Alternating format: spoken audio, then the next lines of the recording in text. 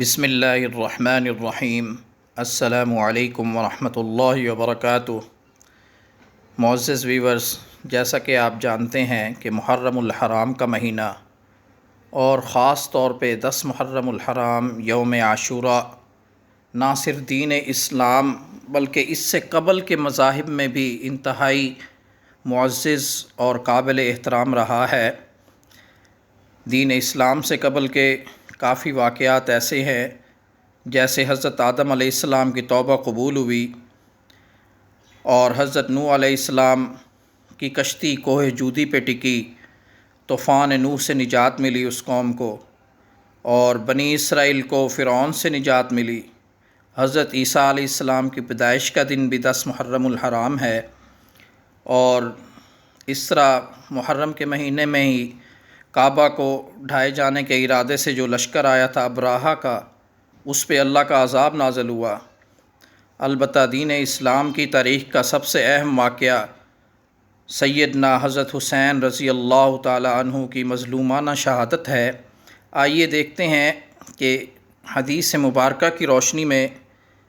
10 محرم کا روزہ کیوں رکھا جاتا ہے، اور آیا اس روزے کا واقعہ کربلا سے کوئی تعلق ہے یا نہیں۔ حضرت ابن عباس رضی اللہ تعالی عنہما سے روایت ہے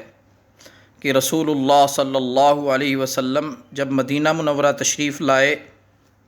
تو آپ صلی اللہ علیہ وسلم نے یہودیوں کو دیکھا کہ وہ عاشوراء یعنی 10 محرم کا روزہ رکھتے ہیں،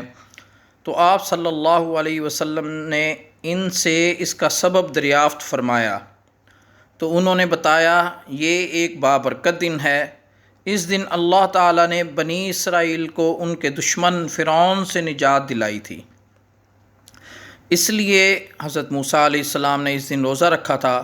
تو آپ صلی اللہ علیہ وسلم نے ارشاد فرمایا، ہم موسیٰ علیہ السلام کے اس عمل کو اختیار کرنے میں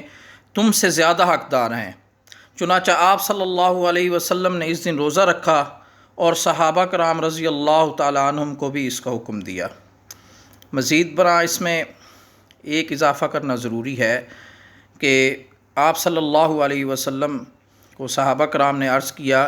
کہ یہود و نصارہ بھی اس دن روزہ رکھتے ہیں، تو آپ صلی اللہ علیہ وسلم نے ارشاد فرمایا کہ اگلے سال ہم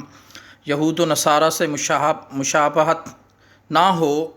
اس کی مشابہت سے بچنے کے لیے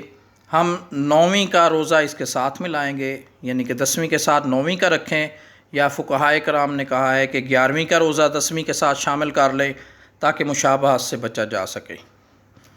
تو اللہ پاک ہمیں دین کی صحیح سمجھ اور عمل کی توفیق نصیب فرمائے۔